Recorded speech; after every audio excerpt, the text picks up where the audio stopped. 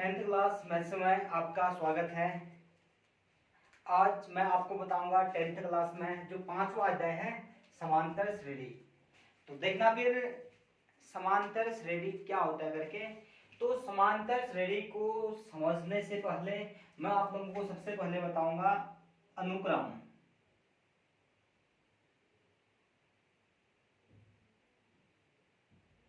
तो सबसे पहले लेना है कि अनुक्रम किसे कहते हैं।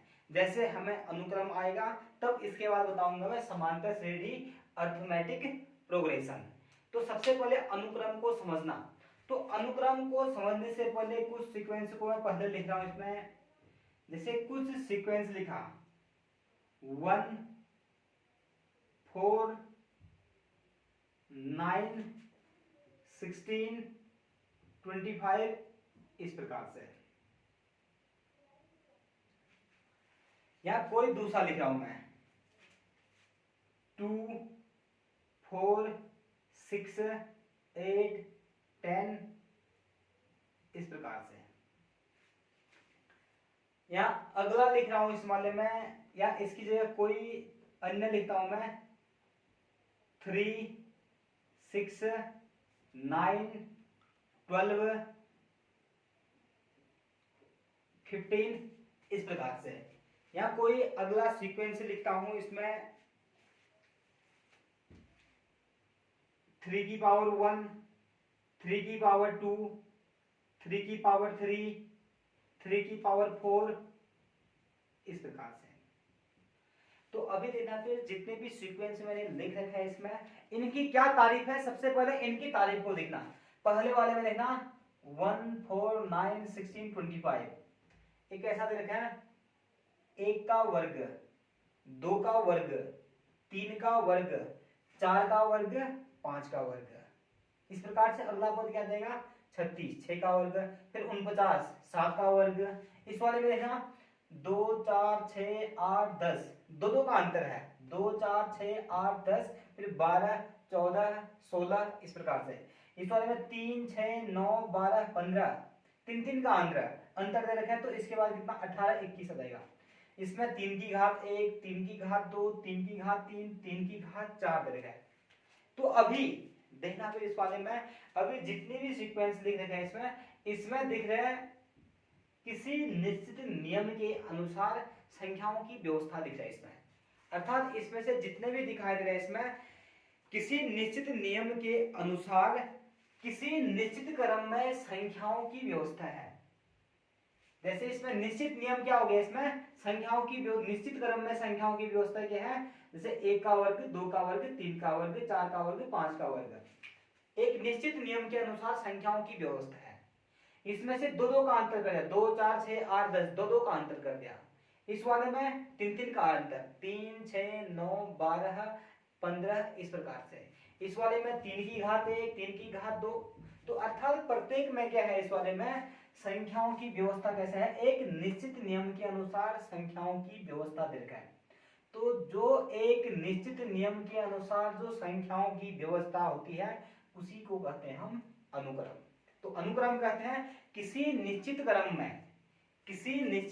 में निश्चित नियम के अनुसार जो संख्याओं की व्यवस्था होती है वही कहलाता है अनुक्रम। तो सबसे पहले मैं अनुक्रम की परिभाषा लिखता हूं तब जाकर के बताता हूं समांतर श्रेणी किसे कहते हैं करके।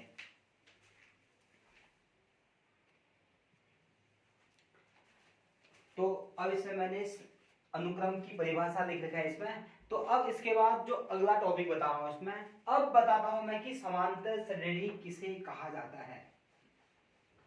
तो अब देखना समांतर श्रेणी किसे कहेंगे करके दूसरा टॉपिक है इसमें। अब समांतर श्रेणी अरिथमेटिक प्रोग्रेशन। अब देखना अरिथमेटिक प्रोग्रेशन क्या होता है करके। तो अरिथमेटिक प्रोग्रेशन क्या होता है, जो समांतर श्रेणी होता है यह भी एक प्रकार का अनुक्रम होता है।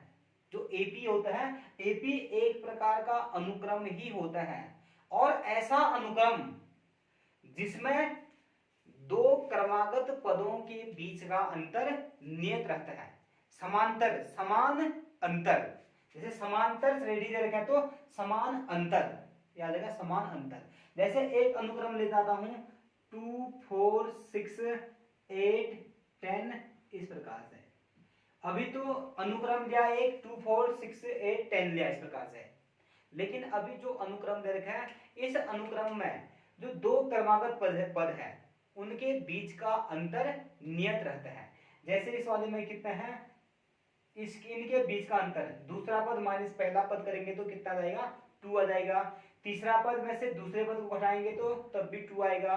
चौथे पद में से तीसरे पद को घटाया 2 आ जाएगा। पांचवें पद में से चौथे पद को घटाएंगे तब भी कितना जाएगा 2 आ जाएगा। तो ऐसा अनुक्रम जिसमें दो क्रमागत पदों के बीच का अंतर नियत रहता है, ऐसे अनुक्रम को कहा जाता है समांतर श्रेणी कहा जाता है, अरिथमेटिक प्रोग्रेशन। अब देखना फिर इस वाले में, जैसे इसकी परिभाषा दूसरे प्रकार से भी कर सकते हैं। यदि ऐसा श्रेणी जिसमें प्रत्येक अगले पद में से इसका जो पिछला पद होगा उसमें एक निश्चित संख्या जोड़ने पर आता है। जैसे 2 है, 2 में 2 जोड़ा 4, 4 में 2 जोड़ा 6 है, 6 में 2 जोड़ा 8, 8 में 2 जोड़ेंगे तो कितना जाएगा 10। अर्थात हर संख्या में एक फिक्स संख्या को जोड़ने पर उसका अगला पद प्राप्त होता है, तो ऐसे इसको कहा जाता है समांतर श्रेणी कहा जाता है। तो अब इसकी परिभाषा लिख रहा हूं कि समांतर श्रेणी अरिथमेटिक प्रोग्रेशन किसे कहते हैं करके।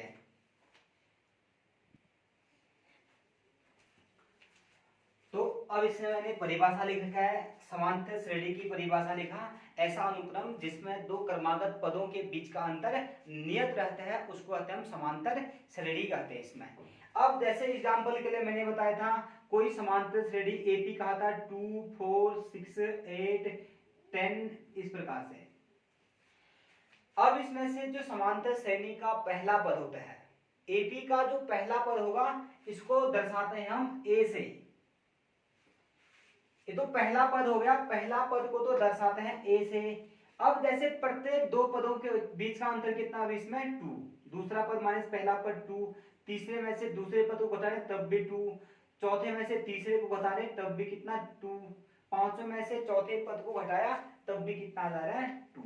अर्थात प्रत्येक दो क्रमागत पदों के बीच का जो अंतर होता है इसको कहा जाता है सार्वांतर या सार्व अंतर, और इसको प्रदर्शित किया जाता है डी से। लेकिन पहले पद को ए से प्रदर्शित करते हैं और जो प्रत्येक पदों के बीच का जो अंतर है ये कहलाता है सार्वांतर, और इसको प्रदर्शित करते हैं डी। यहाँ डी होता है दूसरा पद माइनस पहला पद बराबर, या तीसरा पद माइनस दूसरा पद, या पांचवा पद माइनस चौथा पद, या कह सकते हैं 20वां पद माइनस 19वां पद, या 25वां पद माइनस 24वां पद। अगले पद में से हम पिछले पद को घटा देते हैं, वो कहलाता है सार्वांतर, डी कहलाता है। तो अब इसके बाद देखना, कभी ऐसा स्थिति आएगा जब हमारे पास कि एक समांतर श्रेणी का पहला पद हो और सार्व अंतर दिया हो, तो उस समय समांतर श्रेणी क्या होगा इसको देखना। फिर इसमें यदि कभी कहा यदि किसी समांतर श्रेणी का पहला पद दिया हो ए और सार्व अंतर डी हो, तो उस समय जो समांतर श्रेणी होता है उस समय समांतर श्रेणी होता है पहला पद ए। समांतर श्रेणी की परिभाषा कहा था अगले पद में एक निश्चित संख्या जोड़ करके आ जाएगा, उसमें वो निश्चित संख्या को कहते हैं सार्वअंतर डी, और वो क्या है इसमें डी। तो अगला पद कितना जाएगा ए प्लस डी। अब दूसरे पद में इसी को जोड़ देंगे, ए प्लस डी में क्या जोड़ेंगे डी को, ए प्लस डी कितना जाएगा ए प्लस 2d। अब अगला पद ज्ञात करना हो तो a प्लस 2d में फिर से किसको जोड़ देंगे d को, तो कितना जाएगा a प्लस 3d। फिर अगला पद ज्ञात करना हो तो a प्लस 3d में फिर से d को जोड़ दिया, फिर से d को जोड़ेंगे तो कितना जाएगा a प्लस 4d। फिर अगले पद में a प्लस 4d में फिर से किसको जोड़ देंगे इसमें d को, तो कितना जाएगा a प्लस 5d।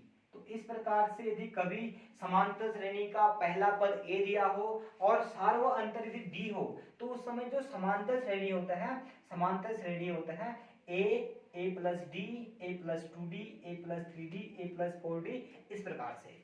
अब इसके अतिरिक्त मैं समांतर श्रेणियों के कुछ गुणधर्मों को बता रहा हूँ, तो देखना फिर समांतर श्रेणियों के क्या क्या गुणधर्म होते हैं। तो पहले इनके गुणधर्म बताने से पहले आप लोग पहले इसका एक स्क्रीनशॉट लीजिए, तब जाकर के मैं इसका गुणधर्म लिखा हूँ इसमें।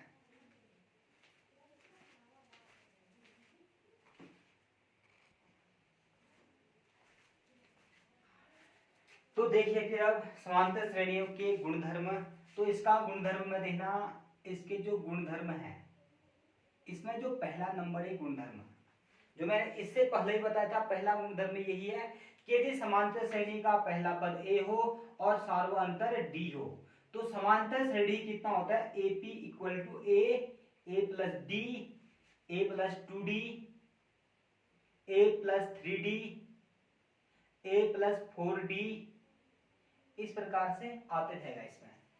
और नंबर दूसरा गुणधर्म देखना फिर, अब दूसरा गुणधर्म क्या है करके। अब समांतर श्रेणी का जो दूसरा गुणधर्म है, तो दूसरा गुणधर्म देखना, यदि कोई एक एपी लिखता हूं मैं 2 4 6 8 10 12, जब कभी भी किसी समांतर श्रेणी के 3 क्रमागत पद ले जाते हैं, जैसे 3 एक साथ के पद इतना लिया, तो इसको ऐसा कर सकते हैं, जो बीच वाला पद है इसका 2 गुना, 4 गुना 2 बराबर हमेशा होता है पहले और तीसरे पद का योग, 2 धन 6, 4 दूना 8, 6 2 8। या दूसरा, इसी में से हम दूसरा ऐसा कर सकते हैं, यदि इन 3 क्रमागत पदों को लिया, तो जो बीच वाले पद का 2 गुना है, 2 गुना 10 बराबर पहले और तीसरे पद का योग, 8 धन 12, यहाँ 10 दूनी 20, 12 धन 8 कितना जाएगा 20। तो इसका जो दूसरा गुणधर्म है, यदि ए बी तथा सी क्रमागत पद हो,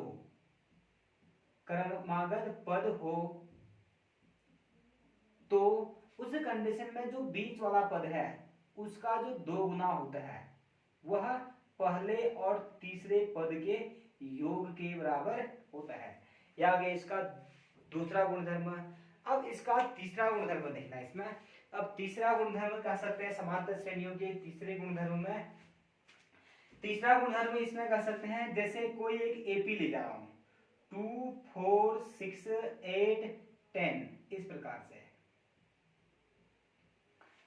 यदि मैं इस एपी में किसी एक निश्चित संख्या को जोड़ता हूं या घटाता हूं, तो क्या होगा देखना।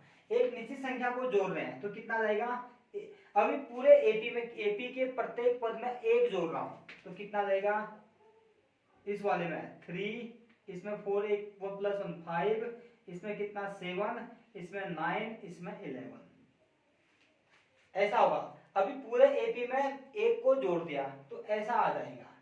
अब देखना, तो फिर अभी 2 पदों के बीच का अंतर एक समान दे रखा है, नहीं दे रखा है। अभी 2 और 3 और 5 के बीच का अंतर 2, 5 और 7 के बीच का अंतर कितना है, 5 और 7 के बीच का अंतर भी 2 दे रखा है, 7 और 9 के बीच का अंतर भी 2। अर्थात पहला कह सकते हैं इसमें, यदि किसी समांतर श्रेणी के प्रत्येक पद में निश्चित संख्या को जोड़ दें तो प्राप्त श्रेणी भी क्या होता है, समांतर श्रेणी कहलाता है। नंबर दूसरा, एक निश्चित संख्या को घटा रहा हूं, यदि सब में से एक को घटा रहा हूं तो कितना है 1 3 5 7 9। अब इसमें भी देखना, फिर प्रत्येक 2 पदों के बीच का अंतर फिर भी समान दिख रहा है, इक्वल दिख रहा है, 2 दिख रहा है। तो दूसरा कह सकते हैं इसमें, यदि किसी एपी के प्रत्येक पद में से एक निश्चित संख्या को घटाया जाए तो जो प्राप्त श्रेणी होता है वो भी कैसा होता है, समांतर श्रेणी होता है।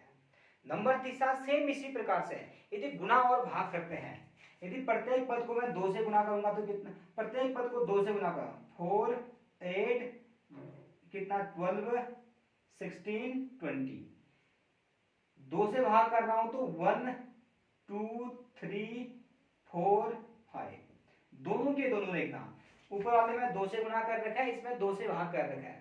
तो जो भी श्रेणी, जैसे इसमें 4 4 का अंतर दिख रहा है, 4 8 12 16 20, इसमें एक एक का अंतर दिख रहा है, तो ये भी कैसा हो गया है, समांतर श्रेणी। तो समांतर श्रेणियों के 4 गुणधर्म एक साथ में कह सकते हैं। पहला, यदि किसी समांतर श्रेणी के प्रत्येक पद में एक निश्चित संख्या को चाहे जोड़ा जाए या उसको घटाया जाए या किसी निश्चित संख्या से गुणा करें या किसी संख्या से भाग करें तो उस समान तो जो प्राप्त श्रेणी होता है वो भी कैसा होता है, समांतर श्रेणी। तो ये थे समांतर श्रेणियों के गुणधर्म। इसी में चाहे तो अगला गुणधर्म एक और कह सकते हैं जो इसकी परिभाषा ही है कि समांतर श्रेणियों के दो क्रमागत पदों के बीच का अंतर हमेशा कैसा आता है, नियत। ये गुणधर्म का है या समांतर श्रेणी की परिभाषा यही है।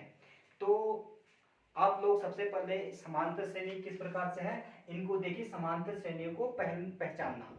तो आप इन सभी को लिख लीजिए, इनके गुणधर्म को भी लिख लीजिए।